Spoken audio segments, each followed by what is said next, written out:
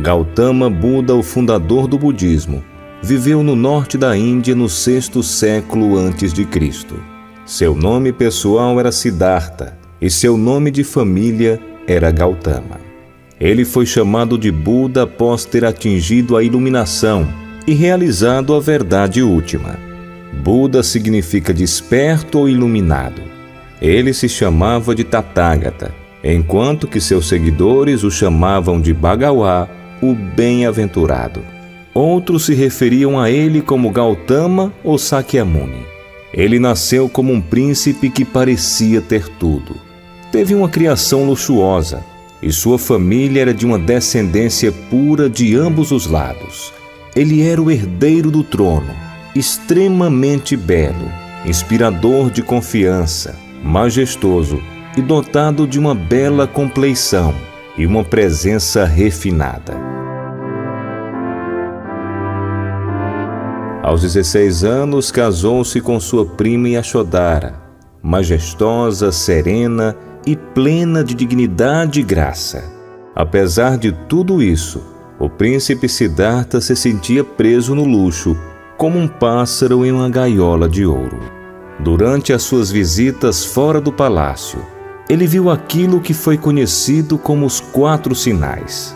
Isso é, um homem velho, um homem doente, um homem morto e um santo recluso.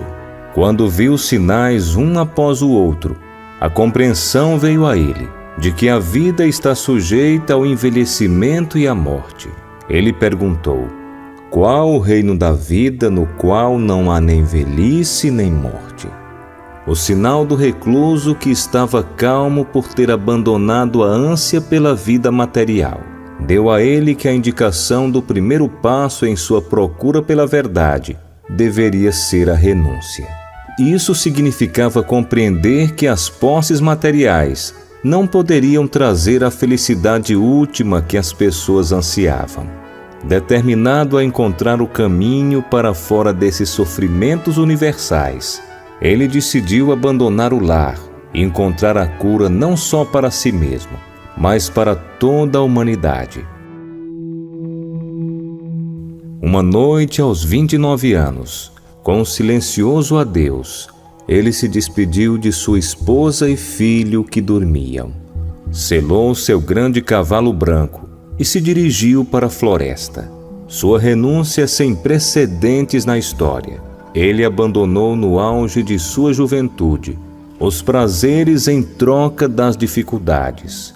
Seguiu da segurança da vida material para as austeridades, de uma posição de riqueza e poder para aquela de uma seta errante, que se abrigava em cavernas e florestas, somente com seu manto esfarrapado como única proteção contra o sol escaldante, a chuva e os ventos do inverno.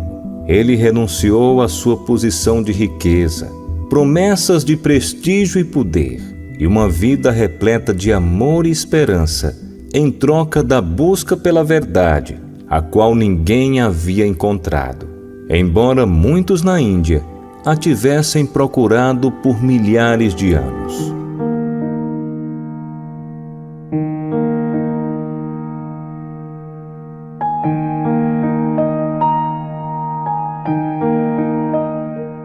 Por 6 longos anos, Siddhartha se dedicou a encontrar a verdade. Qual a verdade ele buscava? Era entender verdadeiramente a natureza da existência e encontrar a felicidade derradeira e imutável. Estudou sob os mais proeminentes mestres da época e aprendeu tudo que tais professores religiosos podiam lhe ensinar. Quando descobriu que não podiam ensinar aquilo que estava buscando, ele decidiu encontrar a verdade por seus próprios esforços. Um bando de ascetas se juntou a ele e juntos praticavam severas austeridades, na crença que se o corpo fosse torturado, então a alma seria liberta do sofrimento. Siddhartha era um homem de energia e força de vontade, e superou os outros ascetas em cada austeridade que praticava. Quando jejuava, ele comia tão pouco que quando olhava a pele de seu estômago, ele conseguia tocar sua coluna vertebral. Ele se pressionou a realizar feitos supra-humanos de autotortura, de maneira que certamente teria morrido, mas compreendeu a futilidade da automortificação e, ao invés disso, decidiu praticar a moderação.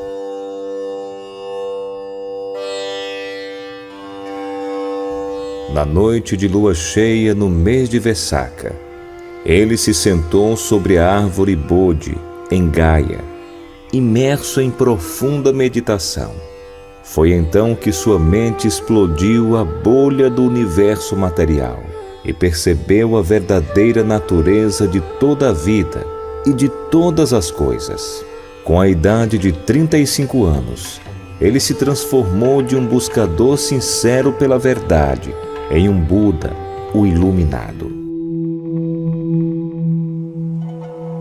Por quase meio século depois da iluminação, o Buda andou pelas estradas poeirentas da Índia ensinando Dharma, de forma que aqueles que ouvissem e praticassem viessem a ser enobrecidos e livres. Ele fundou uma ordem de monges e monjas, desafiou o sistema de castas, elevou o status das mulheres, encorajou a liberdade religiosa e a livre investigação, abriu os portões da liberdade para todos, em qualquer condição de vida, alta ou baixa, santo ou pecador. Enobreceu as vidas de criminosos como Angulimala e de cortesãs como Ambapali. Ele libertou a humanidade da escravidão religiosa, do dogma religioso e da fé cega. Ele atingiu o ápice em sabedoria e inteligência. Cada problema foi analisado em suas partes constituintes e então foram reajuntadas na ordem lógica, com o significado tornando claro. Ninguém podia derrotá-lo no diálogo. Um professor inigualável mesmo nos dias de hoje. Ele ainda é o mais proeminente analista da mente e dos fenômenos. Pela primeira vez na história, ele deu aos seres humanos o poder para pensar por si mesmos. Elevou o valor da humanidade e mostrou que os seres humanos podem alcançar o mais alto conhecimento e a suprema iluminação por seus próprios esforços. Apesar da sua incomparável sabedoria e linhagem real, ele nunca se afastou dos simples aldeões. Distinções superficiais de classe e casta significavam pouco para ele. Ninguém era tão pequeno ou baixo que ele não pudesse ajudar. Frequentemente, quando uma pessoa sem casta, pobre e rejeitada, vinha até ele, seu respeito próprio era restaurado e sua vida era transformada de ignóbil para de um nobre ser.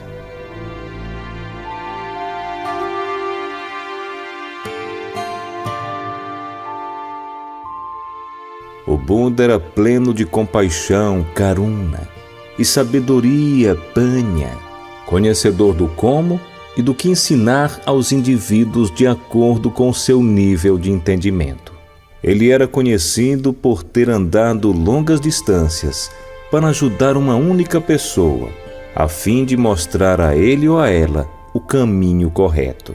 Ele era carinhoso e dedicado aos seus discípulos, sempre perguntando a respeito de seu bem-estar e progresso. Quando residia no mosteiro, ele visitava diariamente os lugares onde os doentes ficavam. Sua compaixão pelos doentes pode ser notada por meio do seu conselho: quem cuida do doente, cuida de mim. O Buda manteve ordem e disciplina, com base no respeito mútuo. O rei Pasenadi não podia entender como o Buda mantinha tal ordem e disciplina na comunidade dos monges, enquanto ele, um rei, com poder de punir, não conseguia fazê-lo em sua corte. O método do Buda era o de fazer com que as pessoas agissem a partir de um entendimento interior, ao invés de fazê-las se comportar pela imposição de leis e ameaçá-las com punições. Muitos poderes milagrosos foram atribuídos a ele, mas ele não considerava qualquer tipo de poder sobrenatural algo de importância. Para ele, o maior milagre era explicar a verdade e tornar uma pessoa cruel em alguém bondoso por meio da compreensão. Um professor com profunda compaixão. Ele sentia o sofrimento humano e estava determinado a libertar as pessoas de seus grilhões por meio de um sistema racional de pensamento e um modo de vida. Buda não afirmava ter criado condições mundanas, os fenômenos universais ou a lei universal que chamamos de Dharma. Embora descrito como Lokavidu, o conhecedor dos mundos, ele não era considerado o exclusivo guardião da lei universal. Ele livremente reconhecia que o Dharma, juntamente com o funcionamento do cosmos, é atemporal, não tem criador e é independente no seu sentido absoluto. Cada coisa condicionada que existe no cosmos é sujeita à operação do Dharma. O que o Buda fez, como todos os outros Budas antes dele, foi redescobrir a verdade infalível e torná-la conhecida pela humanidade. Descobrir a verdade, ele também descobriu os meios pelos quais alguém poderia de forma derradeira se libertar da sujeição ao ciclo infindável do condicionamento com os malefícios que o seguem. No Três Maiores Homens da História, H.G. Wells declara: no Buda se vê claramente um homem simples, devoto, solitário, lutando pela luz, uma personalidade humana vivida, não um mito. Ele também deixou uma mensagem universal à humanidade. Muitas de nossas melhores ideias atualmente se encontram em estreita harmonia com sua mensagem. Toda miséria e descontentamento da vida são devidos, ele ensinou, ao egoísmo. Antes de um homem se tornar sereno, ele deve cessar de viver voltado para os seus sentidos ou para ele mesmo. Então ele se funde em um ser maior. O budismo, com uma linguagem diferente, convidou o homem a se esquecer de si mesmo 500 anos antes de Cristo. De certa forma, ele estava mais perto de nós e de nossas necessidades. Ele foi mais lúcido quanto à nossa importância individual no serviço do que Cristo, e menos ambíguo quanto à questão da imortalidade pessoal. Após 45 anos de ministério, o Buda faleceu.